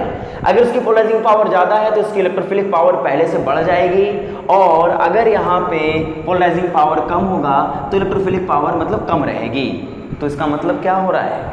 इसका मतलब ये हो रहा है कि अगर मान लीजिए मैंने मेटल के साथ यहाँ पे Na रखा है और यहाँ पे मैंने BH4 रखा है, NaBH4, लेकिन अगर मैंने सोडियम की जगह पे जरा बच्चों लिथियम लगा दिया है और फिर यहाँ पे बोरोहाइड्राइड लगाया है, चीज़ें बदलेंगी, पक्का बदलेंगी यहाँ पे। और अगर जिंक, लिथियम की जगह जिंक लगा दिया है बच्चों, जिंक लगा दिया है तो चीज़ें और भी बदल जाएंगी। दैट इज़ अ की पॉइंट जो मैं आपको समझाना चाहता हूँ। बोरोहाइड्राइड खुद वीक था, लेकिन अगर उसका दोस्त एक स्ट्रॉन्ग पोलराइजिंग पावर रखता हो तो वो इस वीक को भी स्ट्रॉन्ग बना सकता है। वही होता है ना यार, कि अगर मान लीजिए कोई दोस्त आपका उतना इफेक्टिव नहीं कर पा रहा है लेकिन आपके साथ हो जाए वो, या आप दोनों साथ हो जाए, तो हो सकता है जिस पे वो अटैक नहीं कर रहा था वो उसको भी रिड्यूस कर देता है। That is the key point. तो मेटल का इंपॉर्टेंस यही है कि मेटल में आपको पता है बच्चों की ये सोडियम प्लस, लिथियम प्लस और जिंक 2+, ज़्यादा पोलराइजिंग पावर जिंक +2 की होगी कि नहीं होगी? उसके बाद लिथियम की होगी साइज छोटा होने की वजह से, और उसके बाद किसका होगा? सोडियम प्लस का बहुत ही वीक पोलराइजिंग पावर का होता है। तो एक बात को समझ लेने का कि यहाँ पे क्या होगा, इन तीनों में डिफरेंस क्या होगा, देखो जरा। तो मेटल का रोल क्या हुआ था, मैंने क्या बताया आपको अभी, कि अगर मेटल लिथियम है और मेटल सोडियम प्लस है तो जिसका पोलराइजिंग पावर ज़्यादा होगा वो इलेक्ट्रोफिलिक बिहेवियर को ज़्यादा इनहेंस कर सकता है ना बच्चों। तो इसीलिए होता क्या है, जरा बोर्ड पे देखना, दैट इज द इंपॉर्टेंट की पॉइंट, कि यहाँ पे सोडियम बोरोहाइड्राइड है और लिथियम बोरोहाइड्राइड है, दोनों हैं, पर ये ज़्यादा स्ट्रॉन्ग रिड्यूसिंग एजेंट माना जाता है। तो बोरोहाइड्राइड ही, इधर बोर्ड पे देखो, जैसे अभी आपको पता था कि अगर मान लीजिए मेरे पास एक एसिड क्लोराइड है, एक एल्डिहाइड है, एक कीटोन है, इसको मिटा रहा हूँ मैं, ठीक है? समझ गए इस बात को, पोलराइजिंग पावर को समझ जाना। अब इससे क्या फर्क पड़ेगा मेटल आयन का, वो मैं आपको समझाने जा रहा हूँ बोर्ड पे ढंग से देखने का। यहाँ पे आपके पास है, मैंने क्या बताया, कीटोन, यहाँ पे आपके पास था कोई एस्टर, था ना भाई, यहाँ पे कोई था एसिड और यहाँ पे कोई था अमाइड। क्या हमारी बात आप समझ पा रहे हो? पक्का समझ पा रहे हो ना? देखो, अगर मैं यहाँ पे लिथियम एल्युमिनियम हाइड्राइड को हटा दूँ, अभी अगर मैं केवल बोरोहाइड्राइड की बात करूँ, सोडियम बोरोहाइड्राइड, तो आप बताओ बच्चों ये किस पे अटैक मार रहा था? ये वीक था या स्ट्रॉन्ग? वीक था, तो जो इलेक्ट्रोफिलिक ज्यादा थे उस पर तो अटैक मार पाता था। इन पे मैं कांटा मार दे रहा हूँ, इन पे कोई इंपॉर्टेंस नहीं था। लेकिन अगर इसी का दोस्त लिथियम आ गया, अब बोरोहाइड्राइड लिथियम के साथ है, मतलब जब तक ये बोरोहाइड्राइड सोडियम के साथ था तब तक ये इन पे अटैक नहीं मार पाता था, पर लिथियम एल्युमिनियम हाइड्राइड किसी भी अटैक मारता था। ईगो प्रॉब्लम तो होती है ना यार, बोरोहाइड्राइड बोलेगा साला लिथियम एल्युमिनियम हाइड्राइड तो सब पे अटैक मारता है, मैं क्यों नहीं? तो वो क्या करता है, अपना साथी बदलता है, सोडियम की जगह लिथियम को लेके आता है और बोलता है लिथियम के आने से कुछ बदलेगा क्या? बदलेगा ना, जरा बोर्ड पे देखना, यहाँ तुम्हारे पास था एस्टर, देखो बच्चों, और यहाँ जब लिथियम आ जाता है ना तो लिथियम इसकी पोलराइजिंग पावर इतनी ज़्यादा होती है, क्योंकि अगर सोडियम से ये तीनों रिड्यूस हो जाएंगे तो लिथियम से तो होना ही था ये। पर होता क्या है, लिथियम के आने से जो एस्टर होते हैं ना, एस्टर की पोलराइजिंग पावर यानी लिथियम की पोलराइजिंग पावर वजह से एस्टर को ये इलेक्ट्रॉन डेफिशिएंसी को बढ़ाने का काम कर देता है। और जब ये बढ़ाने का काम करता है तो एक बात समझो, जो बोरोहाइड्राइड, याद रखना बच्चों, जो बोरोहाइड्राइड सोडियम के साथ रह करके इसको कुछ नहीं कर पा रहा था, लेकिन लिथियम के साथ रख के इसकी ऐसी की तैसी कर देगा। यानी लिथियम बोरोहाइड्राइड इस पे भी अटैक मारेगा, इस पे भी अटैक मारेगा, इस पे तो अटैक मारता ही मारता है, लेकिन एस्टरों को भी छोड़ता नहीं है, वो एस्टर पे भी अटैक मारता है। तो आप समझोगे ना, अरे क्या हो गया, लिथियम बोरोहाइड्राइड तो वही है, पर लिथियम की वजह से there will be something change, यानी इसके आने की वजह से इसकी पावर बढ़ गई है। इसकी पावर मतलब क्या है, इसका तो कुछ नहीं हुआ है, पर इसने सामने वाले को और भी ज्यादा रिएक्टिव बना दिया है। समझ गए बात को? अरे समझे कि नहीं समझे? अगर ये मार नहीं पा रहा था इसको और इसने क्या किया, इसके दोनों हाथ पकड़ लिए, तो क्या करोगे, तब तो मार पाएगा नहीं ये। नहीं समझे क्या, सोडियम प्लस इसको कुछ नहीं कर पा रहा था तो बेचारा ये आता भाग जाता, लेकिन इस लिथियम ने क्या किया, वही होता है ना, बचपन में कैसे करते थे, कोई दोस्त को मार दिया होते थे तो पीछे जाके उसकी आंख बंद करके फिर दबा दब, वही काम है इसका। समझ गए? तो लिथियम बोरोहाइड्राइड इसको तो पिटाई कर देगा, लेकिन जब दिल मांगे मोर होगा, यानी लिथियम बोरोहाइड्राइड बोलेगा थोड़ा एसिड को भी कुछ, तो उसको बोलेगा भाई तेरी औकात इतनी है, उतने में रहा कर, मेरी औकात तो बस एस्टरों को रिड्यूस करवाने की है, एसिड और अमाइड से हमें कोई मतलब नहीं है। भैया ये पूरे वीक हैं अरे ये तो बातचीत नहीं कर रहा था पर इसका मन था, इसको इसके आने से इसने थोड़ा बातचीत कर लिया। तो इसने बोला अगर इसने बातचीत कर लिया तो इससे भी कुछ करवा सकता है क्या? लिथियम बोला भी हमारी औकात इतनी है कि हम तुम्हें एस्टरों से मुलाकात करवा सकते हैं, इनसे हमारी औकात नहीं है। पर बोरोहाइड्रेट चाहता है इनसे भी मुलाकात करना। फिर क्या करेगा? फिर बोलेगा भाई तू जा, तेरे से इतना ही चलेगा, अब हमें कुछ और चाहिए। तब ऐसे केस में ये मेटल को बदल देगा और इस बार वो बोलेगा जरा जिंक को लेके आते हैं। और अब बताओ जिंक तो और कुख्यात है, मतलब जिंक +2 और ज्यादा पोलराइजिंग पावर का है। इसका मतलब वो इनको तो रिड्यूस करता ही करता है बच्चों, एसिड को नहीं छोड़ता। अब ये जब इसके पास आता है तो एसिड को भी ज्यादा रिएक्टिव बना देता है। तो बोरोहाइड्रेट बोलता है तू ही तो मेरा भाई है, तू बहुतों के साथ में कुछ नहीं कर पा रहा था लेकिन तेरे आने से ना जिंदगी गुलजार हो गई है। यानी जिंक बोरोहाइड्राइड अब सबको रिड्यूस कर सकता है। मतलब देखा आपने, बोरोहाइड्राइड वही है, मेटल आयन बदले हैं और मेटल आयन की पोलराइजिंग पावर ने बोरोहाइड्राइड की न्यूक्लियोफिलिक बिहेवियर पे कोई फर्क नहीं डाला है, लेकिन वो सामने खड़े फंक्शनल ग्रुप की इलेक्ट्रिक फिलिक पावर को अल्टर कर देता है, जिसकी वजह से बोरोहाइड्राइड की अटैकिंग टेंडेंसी बदल जाती है। तो क्या आप हमारी बात को समझ पाए हो? पक्का समझ पाए हो ना? तो इस पॉइंट को ढंग से नोट कर लेना, that is a very important point. ये पॉइंट आपको समझ में आनी चाहिए। तो इसी से बहुत सारे सवाल मैं आपको सिखाऊंगा कि अगर मुझे कीटोन है और एस्टर है और मुझे केवल कीटोनों पे ही अटैक करवाना है तो सोडियम बोरोहाइड्राइड का अटैक करिए। अगर मुझे एसिड और एस्टर दोनों हैं पर मुझे केवल एसिडों पे नहीं एस्टरों पे अटैक कराना है तो लिथियम बोरोहाइड्राइड का इस्तेमाल कर लीजिए। समझ गए बात को? तो देखो इधर बोर्ड पे ढंग से देखने का। यहाँ पे मैं बात कर रहा हूँ थोड़ा बेसिक, यानी बेसिक लेवल तो खत्म हो गया। अब मैं यहाँ से लेवल 1 की बात कर रहा हूँ बच्चों, लेवल 1। और इसमें मैंने क्या आपको सिखाने की कोशिश करी है, जरा देखने का। मान लीजिए मेरे पास यहाँ पे देखो बोर्ड पे नॉर्मली एक कीटोन है और नॉर्मली एक एस्टर है। देखना ढंग से समझना इस बात को। यहाँ है OET और यहाँ पे मुझे दिया गया है, देखो इधर लिथियम एल्युमिनियम हाइड्राइड। क्या दिया हुआ बच्चों? Lithium aluminium hydride. या फिर अभी सोडियम बोरोहाइड्राइड से शुरुआत करते हैं। पहले इधर देखो, तो सोडियम बोरोहाइड्राइड अगर मेरे पास दिया गया है तो एक बात बताओ, ये रिड्यूसिंग एजेंट है। किस पे अटैक मारेगा? तुम समझ जाओगे कीटोन और एस्टरों में। एस्टर पे अटैक नहीं होगा, कांटा मार दो। और जब अटैक नहीं मारेगा तो किसको रिड्यूस करेगा? कीटोनों को रिड्यूस करके क्या बनाएगा बच्चों बताओ? अरे बता दो यार, ये अल्कोहल बना देगा इसको। और यहाँ पे आप एस्टरों को एज इट इज रह जाएंगे। बस यहीं पे थोड़ा सा गौर फरमाइएगा बच्चों।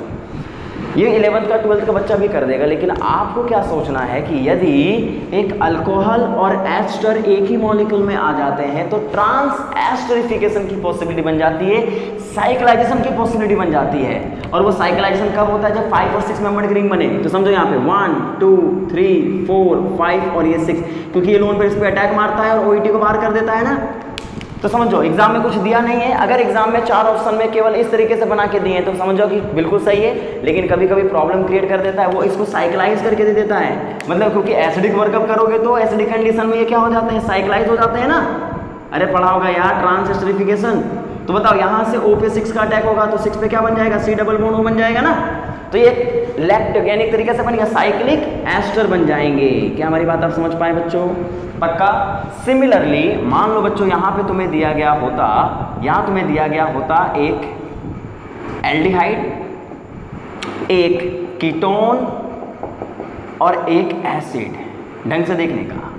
और यहाँ आपको लिखा गया होता बच्चों, देखो इधर लिथियम बोरोहाइड्राइड। दिमाग में चलता न्यूक्लियोफिलिक हाइड्राइड डोनर है ये। और इसका काम क्या है बताओ? क्या ये एल्डिहाइड कीटोन एसिड किस पे अटैक मारता है? इस पे अटैक मारता है, इस पे अटैक मारता है, पर इस पे मारता है क्या? नहीं मारता, छोड़ देंगे इसको। अरे एसिडों पे अटैक नहीं मारता ना यार ये। तो इसकी वजह से क्या होगा बताओ? यहाँ रिडक्शन हो जाएगी, यहाँ रिडक्शन हो जाएगी, पर यहाँ रिडक्शन नहीं होगा। और जब रिडक्शन होगा बच्चों तो क्या बनेगा? जरा बोर्ड पे देखो, यहाँ पे आपका क्या बनेगा? ये बना है 2 डिग्री अल्कोहल। अरे ये बना होगा 1 डिग्री अल्कोहल बना होगा, और ये एसिड के फॉर्म में रहा होगा। इसको मिटा दूं मैं, नोट डाउन कर लेना, इसको कर लोगे? कर लेने का। यहां बन गया होगा बच्चों एसिड। अगर ये एसिड बन गया है, आप बताओ एक अल्कोहल और एसिड अगर हो तो क्या हो सकता है? हाइड्रोलिसिस या एस्टरिफिकेशन बोलते हैं ना इसको तो ट्रांस एस्टरिफिकेशन बोलते हैं, क्योंकि ऑलरेडी एस्टर था, बाद वाला भी एस्टर बना, दैट इज ट्रांस एस्टरिफिकेशन। अरे है ना यार। और यहाँ पे क्या होगा, अल्कोहल और ये एसिड, तो इसको बोलते हैं एस्टरिफिकेशन। फिर तुम बोलोगे सर ये भी तो अल्कोहल है, और तुम ही जवाब दे दो, क्या ये अटैक करके बनाने की कोशिश करेगा? अगर ये अटैक भी करेगा तो ब्रिज मॉलिक्यूल बनते हैं ना यार। तो ब्रिज मॉलिक्यूल अगर बनते हैं, छोड़ो उसको, सिंपल मॉलिक्यूल बनाओ, 1 2 3 4 5, यहाँ से क्या निकल जाएगा बताओ? ये O अटैक मारेगा, एसिडिक कंडीशन में वाटर बन के ये बाहर निकल जाता है। अरे समझ जाना यार, मैं डायरेक्ट ही कर रहा हूँ, 12th की मैकेनिज्म ही बताऊँ क्या? यानी यहाँ पे आपके पास बन गया होगा ये OH, और यहाँ पे क्या बन गया होगा बच्चों बताओ? 5 मेंबर की रिंग या 6 मेंबर की रिंग? 5 मेंबर की रिंग। और यहाँ पे आप बताओ C डबल बॉन्ड O है और यहाँ पे भी O है। इसका मतलब this is the final structure, यानी यहाँ पे आपको मिलेगा एक साइक्लिक एस्टर। समझ गए? तो मैंने इसको लेवल 1 में क्यों रखा है? क्योंकि रिडक्शन करवाना तो बच्चा बच्चा जानता है बे, लेकिन अगर वो रिडक्शंस की सिलेक्टिविटी को समझ जाए और उसके बाद फिर आगे प्रोसीजर क्या हो सकता है अगर ये समझ जाता है, तो ये कुछ हद तक जैम लेवल के पार्ट, मतलब MCQ 2 मार्क्स के क्वेश्चंस बन जाते हैं, और CSIR नेट के पार्ट B के क्वेश्चन बन जाते हैं जो 2 मार्क्स के आते हैं, है ना। जब इसी में स्टीरियो लगने लगती है तभी वो पार्ट C के बन जाते हैं और वहीं पे तुम तहस नहस हो जाते हो। इसलिए उसको भी सीखने की कोशिश करेंगे, पर अभी लेवल 1 की बात करेंगे। तो चलो, एल्डिहाइड और कीटोन अगर मेरे सामने हो एसिड और एस्टरो के प्रेजेंस में, तो मुझे अगर सेलेक्टिविटी एल्डिहाइड और कीटोनों के लिए रखनी है तो कैसे रिएक्शंस करवाने पड़ेंगे, कौन से रिएजेंट इस्तेमाल करने पड़ेंगे, वो शायद आपको पता चल गया है, उसमें कोई दोहमत नहीं है। अब तुम बोलोगे सर लिथियम बोरोहाइड्राइड का एस्टरो पे तो अटैक करा दिया था, उसका प्रोडक्ट भी तो बता के दिखाइए। रुकिएगा अभी, जैसे यहाँ पे मैं आपको कुछ इंपॉर्टेंट बातें सिखाता हूँ, क्योंकि शायद सबको पता भी होगा लेकिन बहुतों को ये चीज़ें दिक्कत आती होंगी, इसलिए मैं इसको पहले क्लियर कर देता हूँ। वो क्लियरेंस क्या होगा जरा देखो, यानी यहाँ पे बात मैं कर लेता हूँ अटैक ऑफ, जरा देखो इधर, attack of nucleophilic hydride donor, क्योंकि सबको न्यूक्लियोफिलिक ही है यहाँ पे, भी इलेक्ट्रोफिलिक तो मैंने लिया ही नहीं है। डिफरेंट टाइप्स बन गए थे, पहले लिथियम एल्युमिनियम हाइड्राइड था, सोडियम बोरोहाइड्राइड था, अब तो और आ गए। एक एक करके बढ़ाते हैं, अचानक से 10 नहीं ले आते हैं, है ना, अचानक से 10 नहीं लाते हैं। Attack of nucleophilic hydride donor on, देखो इधर, ऑन कार्बोनिल कंपाउंड, देखो इधर, carbonyl compound other than aldehyde और कीटोन, अदर देन एल्डिहाइड और कीटोन। समझे? एल्डिहाइड और कीटोनों के अलावा कौन होंगे तुम ही बताओ। पहला मैं लेके आता हूं एसिड क्लोराइड, एसिड हैलाइड्स मान लो। तो यहाँ पे अगर मान लो मैंने लिथियम एल्युमिनियम हाइड्राइड डाला है, सोडियम बोरोहाइड्राइड डाला है, क्योंकि दोनों तो अटैक कर जाते हैं, तो इनमें मैकेनिज्म क्या होती है? आप लोगों को मैकेनिज्म पता हो, ठीक है, नहीं पता है, सबको पता होती है, पर एक बार इसको रिकैप करो। ये अटैक हुआ, बॉन्ड ओपन होता है, बताओ, और जैसे बॉन्ड ओपन होता है यहाँ पे O पे माइनस बनेगा, यहाँ पे हैलोजन है, वही पुरानी बातें हैं सब यार। नेम रिएक्शन में भी ऐसा कुछ पढ़ा था आपने। ये लिविंग ग्रुप है तो वापस आकर के Br को रिप्लेस करा देगा, और जैसे Br को हटाएगा तो यहाँ पे क्या बन जाएगा बच्चों बताओ? C double bond OH। एक बार हाइड्रोजन ट्रांसफर तो हुआ है, एक बार हाइड्रोजन ट्रांसफर हुआ है, और ये किस में कन्वर्ट हुआ है बताओ?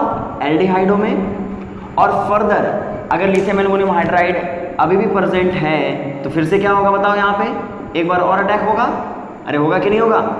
और जब अटैक होगा तो यहाँ पे क्या बन जाएगा? C, O पे माइनस, यहाँ H, यहाँ पे H, और यहाँ भी लास्ट में क्या लगा दोगे? H। इसका मतलब जी हाँ, एक एसिड हैलाइड्स को जब हम इसको रिड्यूस करते हैं ना तो 2 पॉसिबिलिटी बनती है। जरा बोर्ड पे देखना, RCOCl अगर मेरे पास हो, X हो, एसिड हैलाइड्स हो, there will be 2 possibilities there। एक पॉसिबिलिटी इसको एल्डिहाइड तक रोकने की होती है, and the second possibility is the production of 1 degree alcohol. तो समझो, this is called partial reduce product, इसको बोला जाता है कंप्लीट रिड्यूस प्रोडक्ट। पार्शियल और कंप्लीट का मतलब बच्चों, this is called partial reduce product, इसको बोलते हैं कंप्लीट रिड्यूस प्रोडक्ट। क्या मेरी बात आप समझ पाए? तो इसका मतलब पार्शियल की अगर बात करें तो लिथियम एल्युमिनियम हाइड्राइड क्या करता है? इसको पर कंप्लीट रिड्यूस करने का काम करता है। जिसका मतलब अगर एसिड हैलाइड है तो कितने हाइड्राइड का इस्तेमाल हुआ है बच्चों बताओ? पहला हाइड्राइड यहाँ कंज्यूम हुआ, दूसरा हाइड्राइड यहाँ कंज्यूम हुआ। इसका मतलब यहाँ पे कंजम्पशन कितने हाइड्राइड का हुआ? 2 हाइड्राइड कंजम्पशन है यहाँ पे, याद रखना, कभी कभी पूछ देता है। कंजम्पशन कितने हुए यहाँ पे बेटा? 2 हाइड्राइड का कंजम्पशन होता है और यहाँ पे अल्कोहल बन के तैयार होते हैं, और वो सब जानते हैं, इसमें मुझे कोई दिक्कत नहीं है। पर मुझे कुछ प्रॉब्लम्स क्रिएट यहाँ पे होते हैं ना, उसी को मुझे सॉल्व करना है, इसलिए मैंने पहले एसिड क्लोराइड्स के बारे में बता दिया जो बच्चा बच्चा जानता है, चाहे वो सोडियम बोरोहाइड्राइड हो, लिथियम बोरोहाइड्राइड हो, सबके साथ ऐसा हो सकता है। चलिए आगे बढ़ते हैं। यहाँ पे देखो इधर, अगर मैं यहाँ पे मान लीजिए बच्चों एक एस्टर लेता हूँ, पहला क्या लेता हूँ एस्टर। तो अगर बच्चों मैंने एस्टर लिया है तो मुझे एक बात बताओ, अगर मैंने एस्टर ए साइक्लिक लिया है तो देखो यहाँ भी अगर तुम लिथियम एल्युमिनियम हाइड्राइड को डालोगे तो वही स्टोरी बनेगी। पहला हाइड्राइड आया OH बाहर हो जाएगा, क्या बन जाएगा यहाँ पे एल्डिहाइड, अरे होगा। और फर्दर रिड्यूस करके क्या बना दोगे इसको 1 डिग्री अल्कोहल में कन्वर्ट कर दोगे। तो बताओ यहाँ भी क्या हुआ बच्चों, दो तरीके के प्रोड्यूस प्रोडक्ट मिले। पहला अगर इसको यहाँ तक रोक दोगे तो पार्शियल रिडक्शन हो जाएगा, यहाँ तक रोक दोगे तो कंप्लीट रिडक्शन हो जाएगा। तो एक एस्टर को एल्डिहाइड तक पार्शियल, अल्कोहल तक कंप्लीट होता है। तो लिथियम एल्युमिनियम हाइड्राइड क्या करवाता है बच्चों, कंप्लीट करवाता है। और यहाँ भी कितने हाइड्राइड का कंजम्पशन होता है, 2 हाइड्राइड कंज्यूम होते हैं। क्या देख पा रहे हैं यहाँ बात को। सिमिलरली अगर यही एक साइक्लिक एस्टर होता तो क्या होता बताओ बच्चों, साइक्लिक एस्टर होता तो क्या होता, लिथियम एल्युमिनियम हाइड्राइड होता, हाइड्राइड का अटैक करवाते आप इस पे, कराते, बॉन्ड ओपन होता देखो इधर, और यहाँ पे जब बॉन्ड ओपन होता तो यहाँ पे O पे माइनस बनता, यहाँ पे H लगता, वापस आता बॉन्ड ओपन, बॉन्ड ओपन होता तो यहाँ पे O पे माइनस बनता ना बच्चों, यहाँ पे क्या बनता एल्डिहाइड, फिर से रिडक्शन होती है यहाँ पे बच्चों। लिथियम एल्युमिनियम हाइड्राइड का फर्दर अटैक होता है यहाँ पे, और फर्दर अटैक होकर इसको क्या बना देता तुम ही बता दो, यहाँ पे O माइनस दोबारा बन जाते, यहाँ पे O माइनस दोबारा बन जाते, वर्कअप के बाद दोनों OH बन जाते, यहाँ डाइओल बन जाते, क्योंकि यहाँ पे लिविंग ग्रुप भी उसी मॉलिक्यूल में मौजूद होता। तो एक साइक्लिक एस्टर्स अगर मेरे सामने होते हैं ना तो वो एक डाइओल में कन्वर्ट कर देते हैं। तो इसका मतलब जब एस्टर हो तो please lithium aluminium hydride, sodium borohydride का तो छोड़ ही दो, है ना। तो नॉर्मली मैकेनिज्म क्या होता है हाइड्राइड डोनरों का कि वो उसको कंप्लीट और पार्शियली रिड्यूस करवा सकते हैं। तो that is the key point, वो आपको अपने जहन में रखनी होगी। क्या आप इस बात को शायद समझ गए होंगे। अब इसी बात को समझाने में आगे बढ़ता हूं मैं। देखो इधर यहाँ समझ लीजिएगा बच्चों, यानी अगर मान लीजिए इसी सवाल को मैं ऐसे लिखता कि यहाँ पे मेरे पास एक कीटोन है और यहाँ पे मेरे पास एक एस्टर मोइटी है, दिस इज द एस्टर। देखो इधर, या फिर नॉर्मली मैं अभी थोड़ा सा आपको और आसान करवा देता हूँ। यहाँ पे मान लीजिए मेरे पास एक एस्टर दिया गया है OET, और यहाँ पे आपसे पूछा गया है जरा लिथियम एल्युमिनियम हाइड्राइड का इस्तेमाल करिए, यहाँ जरा बताइए लिथियम बोरोहाइड्राइड का जरा इस्तेमाल करिए, यहाँ जरा सोडियम बोरोहाइड्राइड का जरा इस्तेमाल करिए, what will be the product. तो लिथियम एल्युमिनियम हाइड्राइड क्या करोगे, क्या ये न्यूक्लियोफिलिक हाइड्राइड डोनर है, बिल्कुल है ना। ये किस पे अटैक करता है, एस्टर ये दोनों पे अटैक मारता है। इसका लोगों सेलेक्टिविटी होगी क्या, नहीं। तो जरा मैकेनिज्म की जरूरत पड़ेगी क्या, बिल्कुल नहीं। इससे 2 डिग्री अल्कोहल में कन्वर्ट कर देना बच्चों, और इससे 1 डिग्री अल्कोहल में, जो सब लोग जानते हैं बताओ। यहाँ अगर एस्टर को रिड्यूस करा दिया तो 1 degree alcohol, lithium borohydride same product, क्योंकि दोनों पे अटैक मारता है। अभी आपको पता चला कि ये दोनों पे अटैक मारता है कि नहीं। सोडियम बोरोहाइड्राइड किस पे अटैक मारता है बच्चों बताओ, केवल एल्डिहाइडों पे, सॉरी कीटोनों पे आ मानेगा। और यहाँ आपके सामने बना होगा एस्टर, और फर्दर आप इसको क्या करोगे, साइक्लाइज। अभी मैंने बताया था आप लोगों को, इसको साइक्लाइज करवा दोगे आप। समझ गए मेरी बात को, पक्का समझ गए ना, वेरी गुड। तो इसका मतलब आप एस्टरों के सामने अगर इनको रखोगे तो आप इस बात का ख्याल रखोगे कि भैया लिथियम एल्युमिनियम हाइड्राइड तबाही मचा सकता है। जैसे अगर मान लीजिए बच्चों ये तुम्हारे पास सवाल होता और ये कीटोन होता, और यहाँ पे आपको लिखा होता लिथियम एल्युमिनियम हाइड्राइड, यहाँ पे लिखा होता सोडियम बोरोहाइड्राइड, फिर क्या बोलते तुम, सोडियम बोरोहाइड्राइड क्या करता भैया, इसकी औकात नहीं है एस्टरों की अटैक करने की। सॉरी एस्टर यहाँ बनाएंगे ना, C डबल बॉन्ड हो तब होगा ना एस्टर। अब क्या कहानी बनेगी बताओ, इसको रिड्यूस करके वो केवल अल्कोहल तक कन्वर्ट कर देगा बच्चों। यहाँ पे एस्टरों को कुछ नहीं कर पाएगा, ये सब आपको पता है। लेकिन अगर लिथियम एल्युमिनियम हाइड्राइड डालते हो तब तुम्हें पता चलेगा कि भैया यहाँ तो तहस नहस हो गया सब कुछ, ये तो अल्कोहल में कन्वर्ट हो गया, और यहाँ पे बॉन्ड ओपन हो गया। देखो इधर ये तो OH बन गया है बच्चों, और इस कार्बन पे भी OH बन गया होगा, मैकेनिज्म तुम्हें पता है। That is a trigonal system converted, यानी एक एस्टर को रिड्यूस करके आप ट्राइगोल बना सकते हैं। डाइगोल तो बनाएंगे, पर अगर एल्डिहाइड और कीटोन भी मौजूद हो तब आप उसको ट्राइगोल में कन्वर्ट कर सकते हैं। इसका मतलब lithium aluminium hydride, sodium borohydride और लिथियम बोरोहाइड्राइड की स्टोरी में ये फर्क होता है। क्या आप हमारी बात को समझ पाए हैं। एक सवाल और कर लेते हैं जरा, देखो क्योंकि सवाल पे ही सब कुछ डिपेंड है, जरा बोर्ड पे देखने का। If we have ester and we have acid, fine। अगर मैंने यहाँ पे आपसे पूछा है सोडियम बोरोहाइड्राइड क्या करेगा, लिथियम एल्युमिनियम हाइड्राइड क्या करेगा, लिथियम बोरोहाइड्राइड क्या करेगा, तुम बताओ क्या होगा। ये कुछ नहीं करेगा, लिख दो भैया कुछ नहीं होंगे, क्योंकि दोनों इसके लिए इनर्ट होंगे। अबे दोनों पे अटैक नहीं करेगा ना यार। अगर यहाँ पे लिथियम एल्युमिनियम हाइड्राइड देगा सब बर्बाद, सब खत्म, यानी यहाँ 1 2 3 4 5, 1 2 3 4 5, यानी यहाँ OH बना देना, यहाँ OH बना देना, काम खत्म। 1 2 3 4 5 दोनों 1 डिग्री बन जाएंगे भाई। अबे दोनों 1 डिग्री बनेंगे, मतलब ये दोनों अल्कोहल में कन्वर्ट हो जाएंगे। अच्छा एसिड के बारे में नहीं बताया क्या? अरे यार ठीक है, चलो अभी एसिड को तुम समझ लो, एसिड भी अल्कोहल में बनता है, ये बताऊंगा मैं। लिथियम बोरोहाइड्राइड है, तो लिथियम बोरोहाइड्राइड क्या करेगा बताओ, क्या सेलेक्टिविटी होगी? क्या ये एसिडो पे अटैक करेगा? बिल्कुल नहीं, एस्टर पे अटैक करेगा। इसका मतलब कहानी थोड़ी सी बदलेगी। यहाँ पे आपको एसिड पे अटैक बिल्कुल भी नहीं होगा, और यहाँ पे जब अटैक होगा तो ये अल्कोहल बन जाएगा। होगा कि नहीं होगा बताओ? 1 2 3 4 5, 1 2 3 4 5। अब तुम ही बताओ, यहाँ पे OH पड़ा हुआ है तो 1 2 3 4 5 और ये 6, तो ये इस पे अटैक मार के वाटर को निकाल देगा, और जैसे वाटर को निकालेगा क्या मिलेगा यहाँ पे बच्चों बताओ? एक साइक्लिक एस्टर फॉर्म हो जाएंगे, जैसे लैक्टोन्स बन जाएंगे बच्चों। इसका मतलब lithium borohydride, sodium borohydride, lithium aluminium hydride के केसेस में अलग अलग प्रोडक्ट बनने की चांसेस होंगी। That is the key point, आपको अपने जहन में रखना पड़ेगा। समझ गए बात को? नोट डाउन कर लेना इसको। चलिए अब इसी पॉइंट में मैं आगे एक पॉइंट और आपको सिखा देता हूँ। अगर मेरे पास एसिड है, क्योंकि एसिड की बात भी कर लेनी चाहिए हमें, अगर एसिड होता है ना बच्चों, तो यहाँ पे हमारे पास OH होता है, और मान लो यहाँ पे लिथियम एल्युमिनियम हाइड्राइड है और जिंक बोरोहाइड्राइड है, ये दोनों रिड्यूस करा सकते हैं इसको कि नहीं बताओ? क्योंकि लिथियम बोरोहाइड्राइड और सोडियम बोरोहाइड्राइड की औकात नहीं है। तो जब ये रिड्यूस करते हैं ना, तो इनका सबसे पहला काम पता है क्या होता है? इस H को लेके जाना, क्योंकि एसिड है, ये बेस माना जाता है, रिएक्टिव होते हैं ये, समझो यहाँ पे। तो यहाँ पे बच्चों क्या होता है? एसिड बेस रिएक्शन सबसे पहले होती हैं। देखो यहाँ पे एसिड बेस रिएक्शन सबसे पहले यहाँ पे होती है, जिसकी वजह से होता क्या? देखो यहाँ पे RCO- जनरेट हो जाता है, और इसी O- के बाद यहाँ से क्या निकलेगा बताओ? क्योंकि एल्युमिनियम हाइड्राइड का पहला मॉलिक्यूल जो इस्तेमाल होगा वो किसके लिए इस्तेमाल होगा? इस H को ले जाने में। जब H2 यहाँ से बाहर निकलेगा तो O- बन जाएगा, और यहाँ क्या बन जाएगा बच्चों? AlS3, और ये इससे कोऑर्डिनेट हो जाता है। समझ गए बात को? तो अब यानी यहाँ पे सबसे पहला रिएक्शंस क्या हो गया बच्चों बताओ? Hydride acid base reactions. उसके बाद यहाँ पे 2 बार अटैक होने के बाद, क्योंकि अभी भी कार्बन O एल्युमिनियम लगा हुआ है, तो अटैक करने के बाद फिर O एल्युमिनियम लीव करते हैं, एल्डिहाइड बनता है।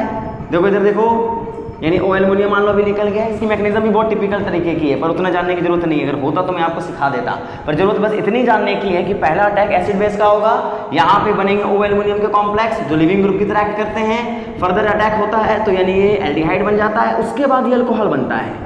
लेकिन फाइनल मॉलिक्यूल तो अल्कोहल ही बनते हैं, पर यहाँ पे कितने हाइड्राइड का इस्तेमाल होता है? ये की पॉइंट है, 3 हाइड्राइड का इस्तेमाल होता है, क्योंकि यहाँ पे पहला रिएक्शन एसिड बेस हो जाता है। इसलिए याद रखिएगा बच्चों, एसिड अगर दिया गया है तो लिथियम एल्युमिनियम हाइड्राइड हो या जिंक बोरोहाइड्राइड हो, उसको रिड्यूस करके एक अल्कोहल यानी 1 डिग्री अल्कोहल में कन्वर्ट कर देते हैं। इसीलिए हमारे को क्या दिया गया होगा, जरा बोर्ड पे देखना। यहाँ पे अगर मान लीजिए बच्चों, यहाँ पे हमें दिया गया है एक कीटोन भी दिया गया है और एक एसिड भी दिया गया है, और यहाँ पे लिखा गया है एक एस्टर भी दिया गया है। देखो इधर लिथियम एल्युमिनियम हाइड्राइड के साथ अगर जिंक बोरोहाइड्राइड भी सॉरी अभी मान लो लिथियम बोरोहाइड्राइड दिया गया है, तो तुम क्या करोगे? ये आपका लिथियम एल्युमिनियम हाइड्राइड है, और लिथियम एल्युमिनियम हाइड्राइड इसको भी रिड्यूस करके 1 डिग्री अल्कोहल बना देगा, इसको भी रिड्यूस और करके 1 डिग्री अल्कोहल बना देगा। और आपसे पूछेगा हाइड्राइड के कंजम्पशन कितने हुए होंगे यहाँ पे? तो देखो ये कितने हाइड्राइड को कंज्यूम करता है? 2। ये कितने को करता है? 3। तो टोटल कंजम्पशन कितने हुए होंगे बच्चों?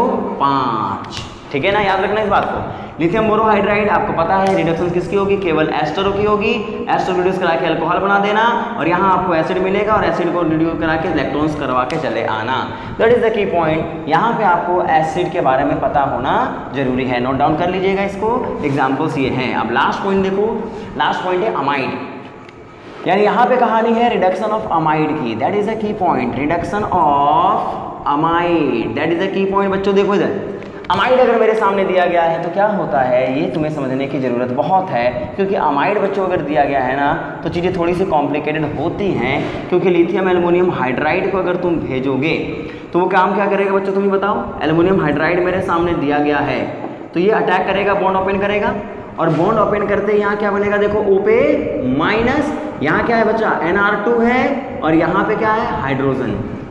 वही कहानी हो गई, यहाँ O पे माइनस बना, NR2 लिविंग ग्रुप की तरह एक्ट कभी नहीं करेगा। जरा बोर्ड पे देखो, कभी नहीं होगा ऐसा।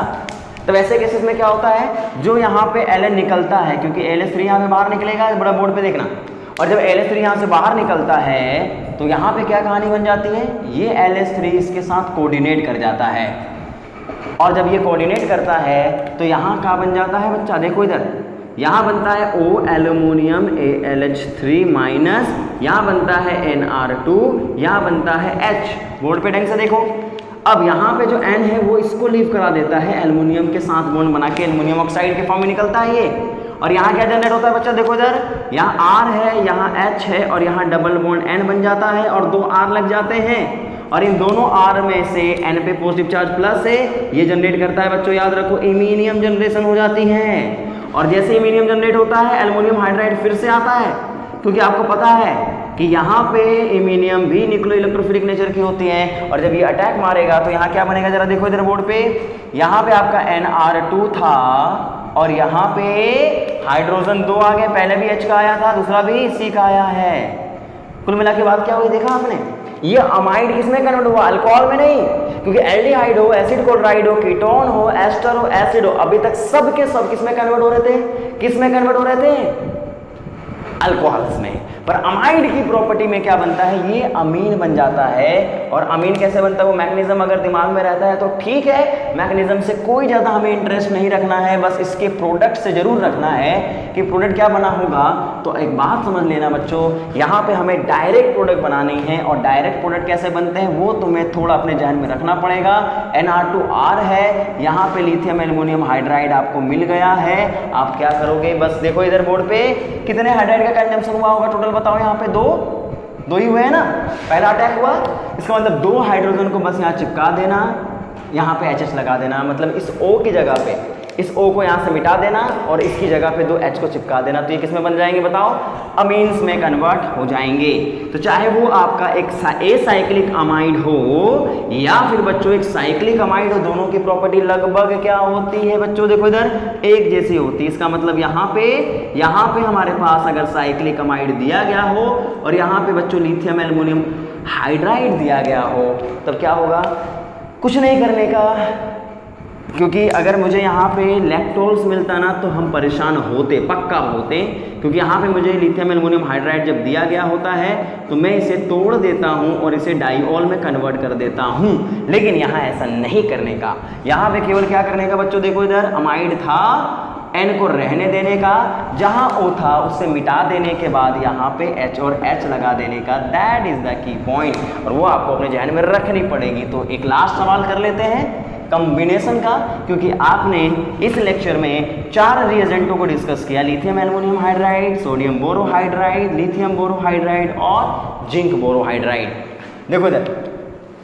तो मान लीजिए क्वेश्चन हमें दिया गया हो, यहाँ पे इंपॉर्टेंट क्वेश्चन है बच्चों, देखो यहाँ पे कीटोन है, we have lactones and we have also an amide, this is the important question. यहाँ पे मान लीजिए we have 3 reducing agent, lithium aluminium hydride, lithium borohydride and sodium borohydride, क्योंकि इनके क्वेश्चन आपको एग्जाम में ज़्यादा मिलेंगे।